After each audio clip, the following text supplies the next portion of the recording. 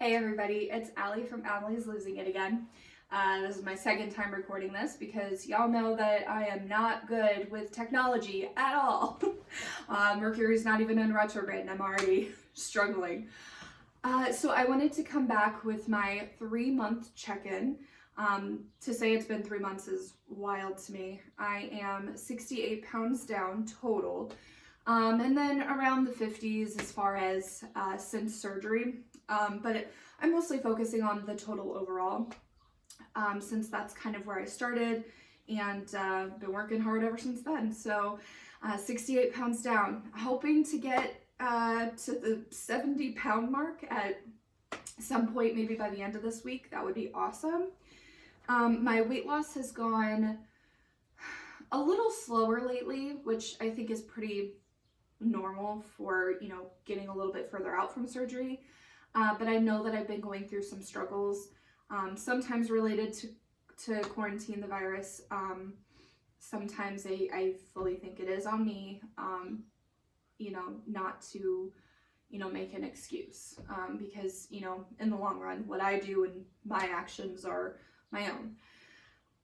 So the first thing I want to do is maybe talk about quarantine and how it's been kind of affecting me. And then I'll go into more weight loss stuff. So quarantine at first was a little difficult, especially because I'm somebody that thrives on connecting with people, as far as like face-to-face and stuff and being in person. So it's been difficult not being able to see friends, family, coworkers even. Originally, before all this went down, I was going to go work from home anyway, but I would still have opportunities to go into the office, obviously still see friends, family, things like that. So it's just been it was really difficult, especially at first, not being able to kind of be around people. Hobo's helped a lot, as we can see that he's here. So I am very grateful to have him in my life.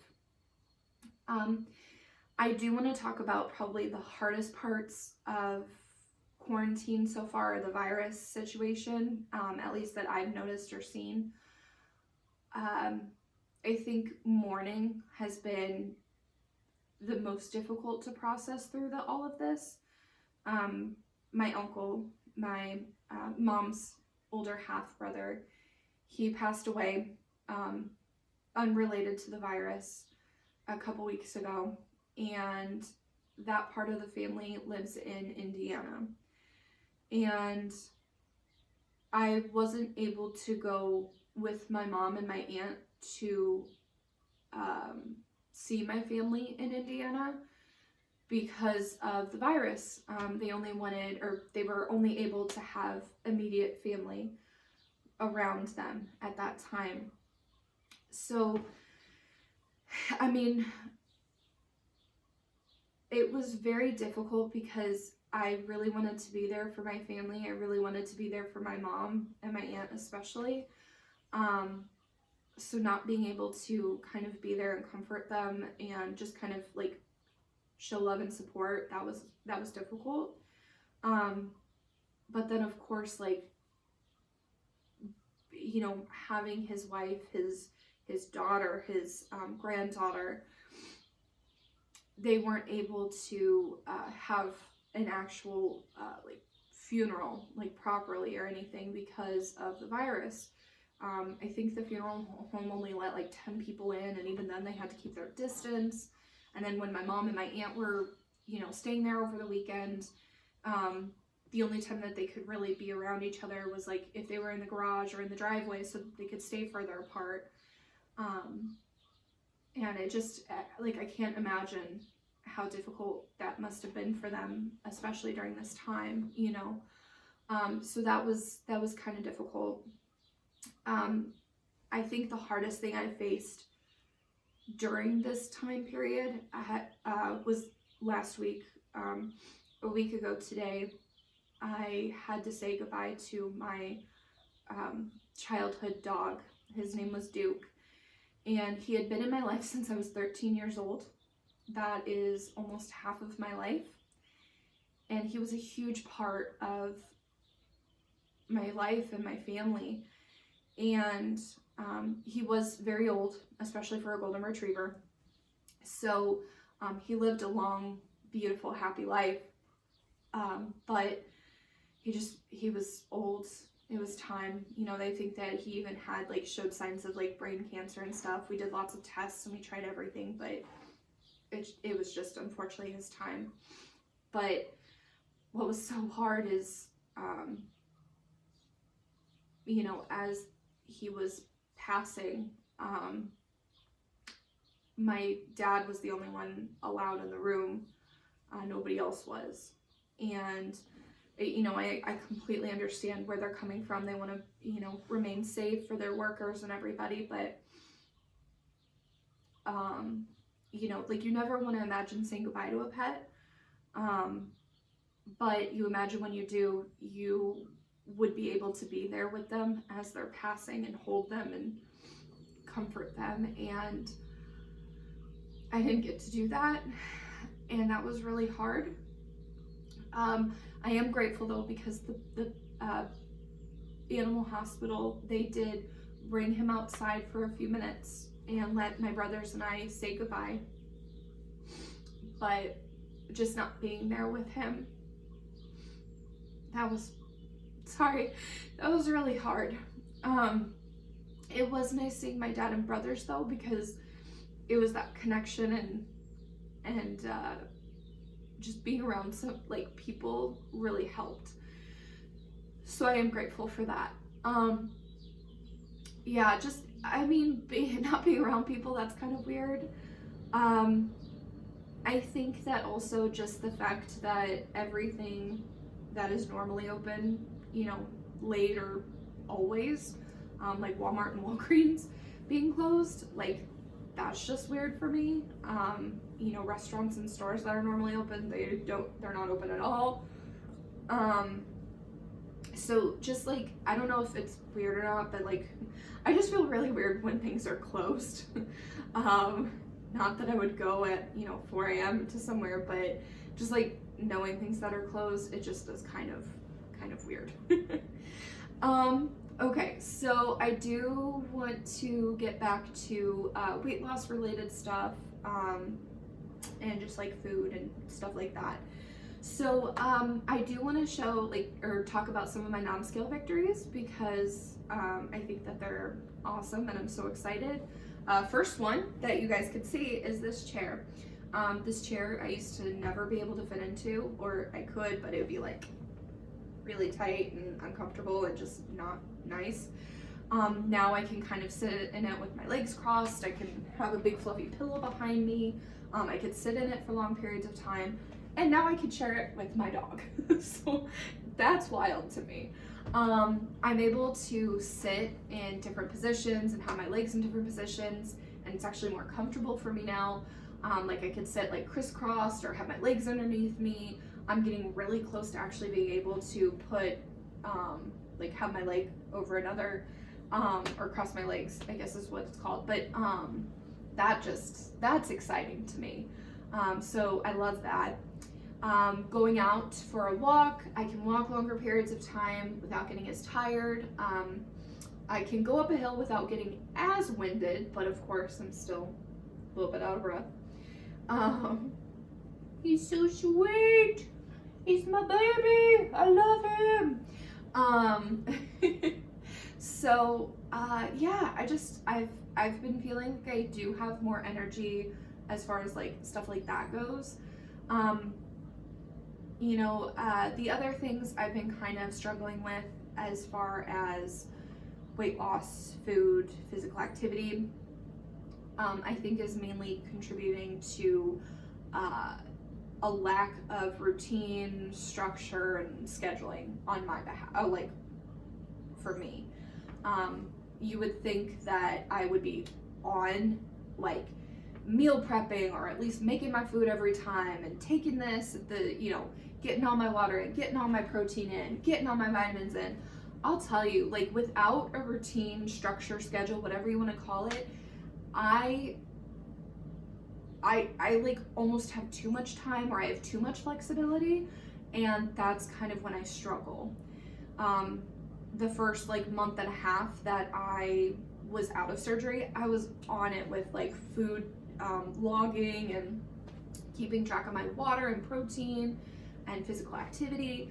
And for the last like month and a half, I've been so slacking on it. Like, it's ridiculous. Like, I don't record anything. Like, I struggle to get my water in. I'm sure I struggle to get my protein in. If I'm not recording it, how do I know if I'm getting my protein in all at once? Or if I'm not eating enough, or if I'm eating too much, which I'm sure is a thing for me. So that's been, I think that's something I need to implement back into my life, is definitely record keeping as far as like food and water goes, especially. Because I know that, you know, I am able to eat a little bit more now, and then making the best decisions as far as food goes, because, you know, my food is now open back to pretty much almost any type of meats like I can handle. You know, I'm able to eat fruits, vegetables, things like that. So there's a lot more flexibility to it, and flexibility for me is sometimes not good, because then I'll make excuses. I'll be like, oh, I want a sandwich. Well, you know, I could do a whole grain bread, but that's still a lot of carbs. Or, you know, maybe I eat too much of it without realizing, or, you know, it's just not the healthiest choice, you know? So I think that getting back as far as like scheduling stuff, not ordering out or whatever, I've done that a couple of times. I haven't been too bad with it, but there have been times where I've ordered out a little bit more frequently. And I just need to watch that, because I mean, I could make food here, like I have food in my fridge, or I could go shopping if there wasn't, but there usually is food in my fridge. So I think that it's just something that I need to focus on more as far as that goes.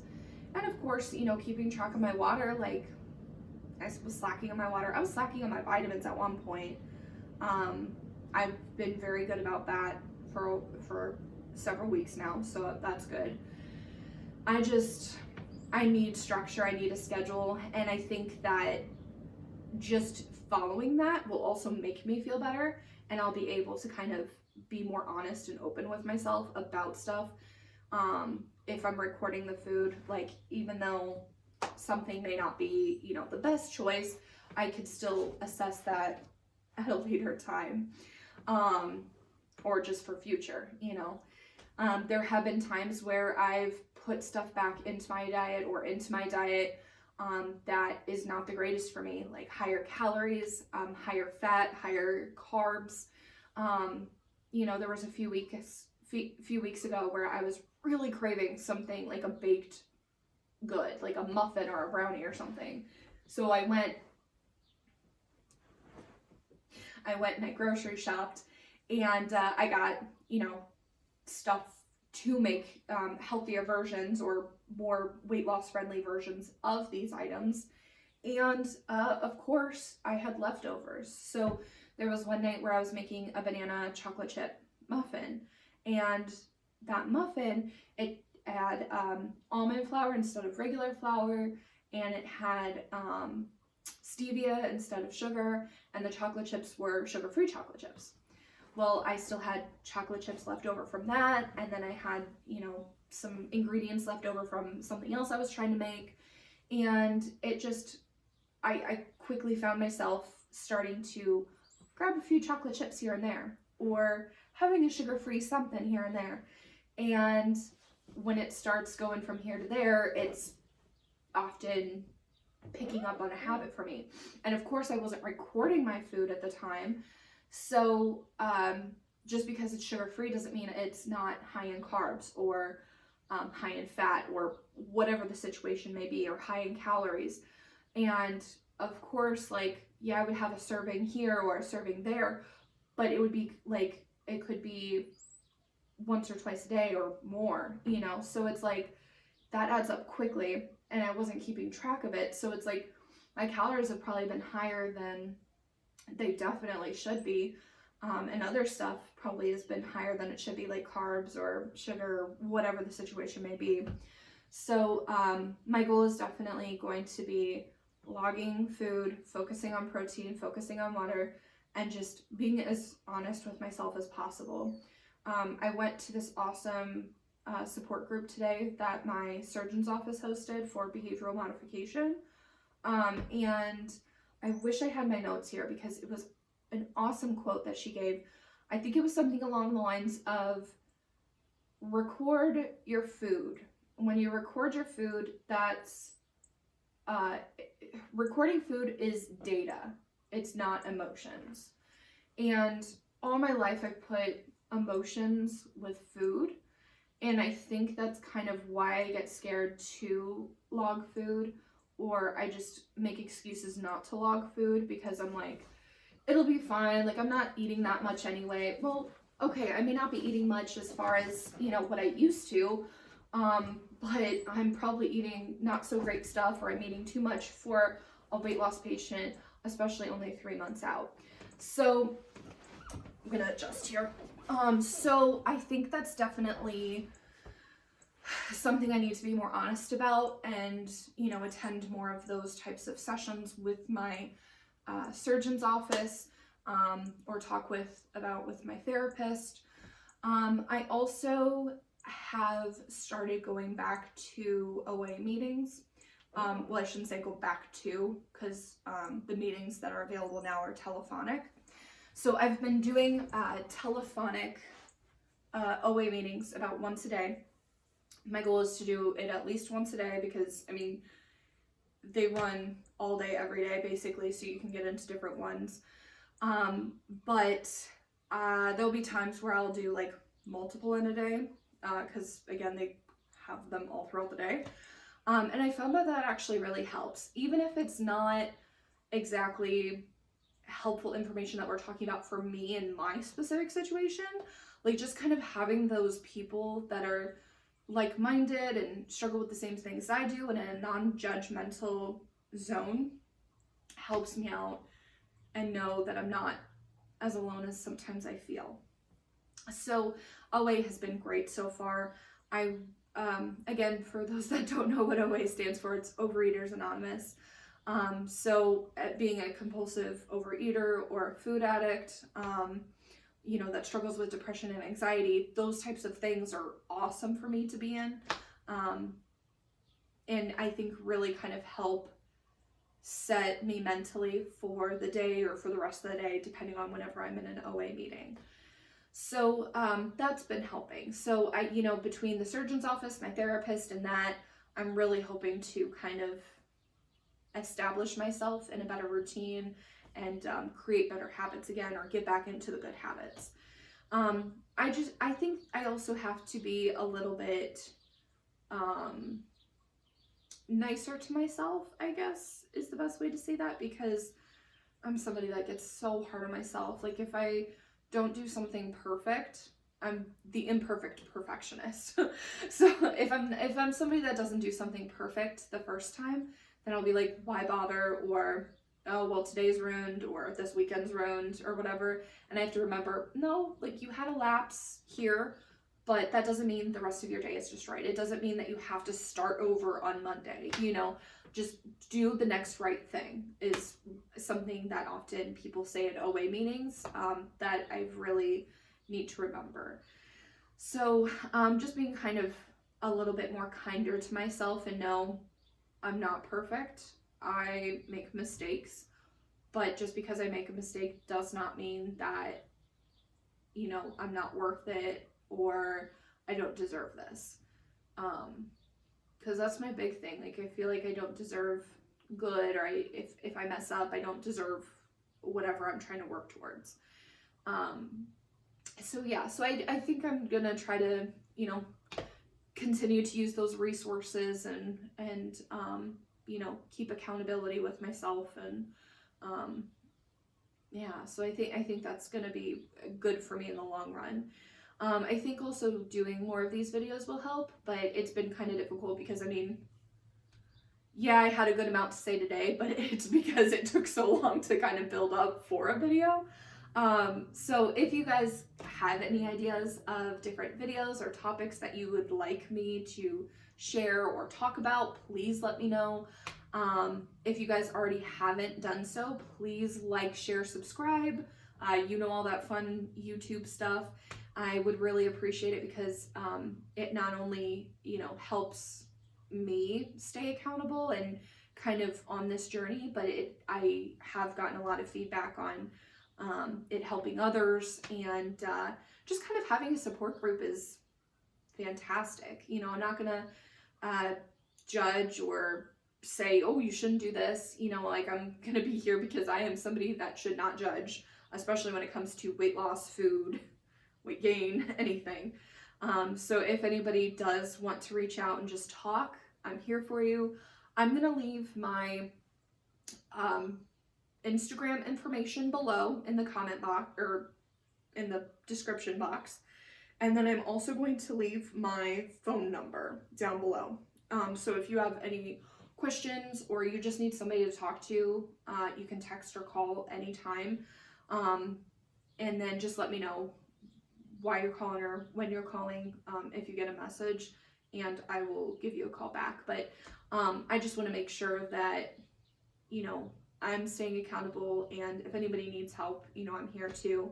I think that during this time especially, it's going to be super important to have a good support group, and I'm thankful that I'm kind of like discovering that group for myself as well. So that's awesome. But again, if you guys have any questions, suggestions, etc., please let me know, because I would love to upload more to YouTube. Also thinking about maybe starting a spiritual witchy type of YouTube, because I do a lot with tarot, runes, divination, things like that, and I've gotten a lot of positive feedback on my Facebook about it. So if that is something that you would be interested, let me know so that I would know to create a YouTube for that too. So I already have multiple Instagrams and multiple, well, not multiple Facebooks, but I have multiple business pages on Facebook. So why not YouTube? All right, guys. I will stop talking your head off, and I hope you guys have a great rest of the week. I will check back in at some point, and please stay safe and healthy. I love you guys. Bye.